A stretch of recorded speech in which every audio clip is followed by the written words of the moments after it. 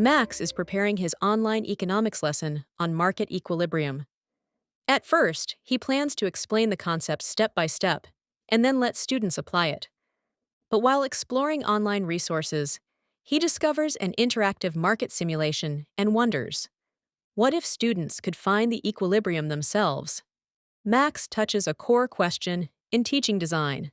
Should he rely on direct instruction or inquiry learning? In direct instruction, learning is guided by the teacher from start to finish. The teacher introduces and explains new content, demonstrates how to apply it, guides students through practice, and provides feedback and assessment. Learning follows a clear, structured, and externally guided sequence. Inquiry learning, by contrast, begins with a problem situation. The problem triggers exploration, guiding students to question, investigate, and reflect as they move toward solutions. It is a learner-driven process in which students construct understanding through problem solving. Inquiry learning also values collaboration. Through discussion, learners share perspectives, refine ideas, and co-construct knowledge. So how do these models look in practice? Direct instruction follows a clear and structured sequence. For the topic of market equilibrium, Max begins by reviewing prior knowledge and setting learning goals. He then explains how supply and demand interact and models how to calculate the equilibrium. Next, students practice with guidance before moving on to individual exercises. Finally, their understanding is evaluated and reviewed. A closely related method, the sandwich principle, alternates short input phases with active learning to maintain attention and deepen understanding. After outlining the content and objectives, Max might begin with a brief video on supply and demand. In the first active phase, students draw supply and demand curves online. Then, after a short explanation on equilibrium, they examine how changes, such as droughts or higher wages, affect market balance. Finally, the class reflects together on key insights.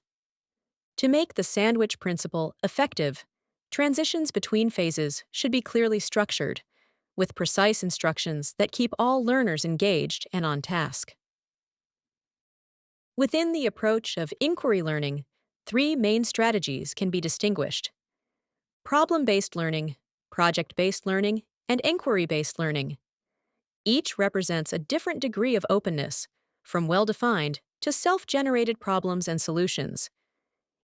Problem-based learning begins with a real situation rather than a theory. Max might ask, why do strawberry prices fluctuate in local shops? Students analyze what they already know, identify what they need to learn, and research possible explanations. Through solving the problem, they discover how supply and demand interact to create equilibrium. Project-based learning starts with a structured problem but allows freedom in how it is solved.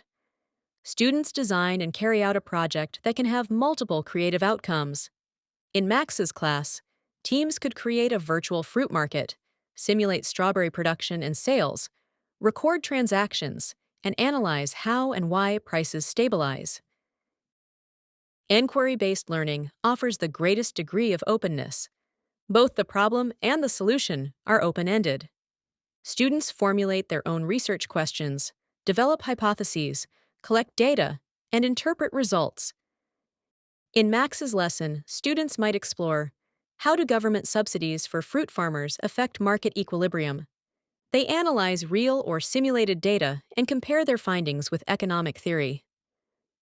In practice, many educators combine both approaches. The 4CID model, developed by Van Marenboer, shows how direct instruction and inquiry learning can complement one another, especially in digital learning design. It includes 4 core components: learning tasks, supportive information, procedural information, and part-task practice. In Max's economics course, the learning task is to manage a simulated online market that responds dynamically to changes in supply and demand. Students work in teams as market analysts, making pricing decisions, observing outcomes, and aiming to reach equilibrium. Before the simulation, Max provides supportive information through short videos and infographics explaining elasticity and price adjustment. During the simulation, he provides procedural information, step-by-step guidance, and just-in-time hints on how to interpret market data.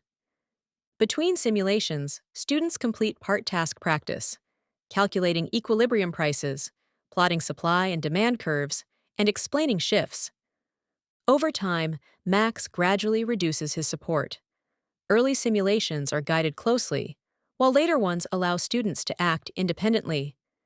This gradual release of responsibility helps learners progress from supported understanding to autonomous expertise. After exploring these models, Max designs a blended online lesson.